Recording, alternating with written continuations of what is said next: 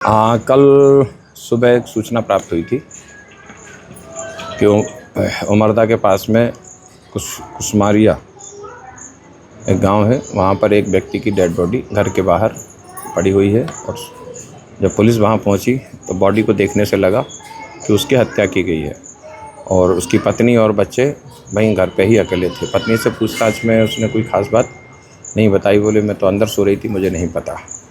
फिर उस पर से पुलिस ने अपना सर्च किया, फैसिलिटी बुलाई, मैं मौके पर भी गए और वहाँ से फिर उस एक आदमी के भागने के निशान दिखाई दिए और उसके जो टापरा था उसमें से एक लकड़ी का खंभा उखड़ा हुआ था।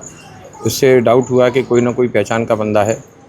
और फिर हमने इलेक्ट्रॉनिक्स जो आरोपी के संदेही के मृतक के गांव में आसपास में पता किया और फिर जब पूरा मामला खुल कर के आया तो एक बंदे का नाम आया, करण पिता राजू, उमरदा का रहने वाला है, पास में एक गांव है।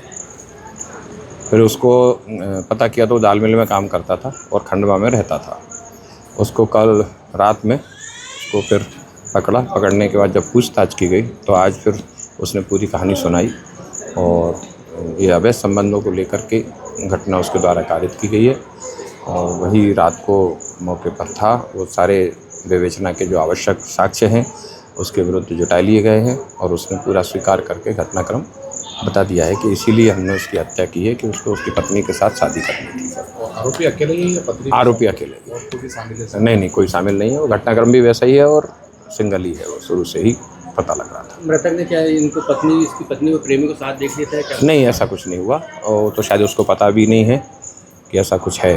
वो बहुत ही अच्छा व्यक्ति था, ऐसा बताते हैं गाँव वाले। और अब ये घटना हो गई है और उसमें आरोपी को गिरफ्तार कर लिया गया है।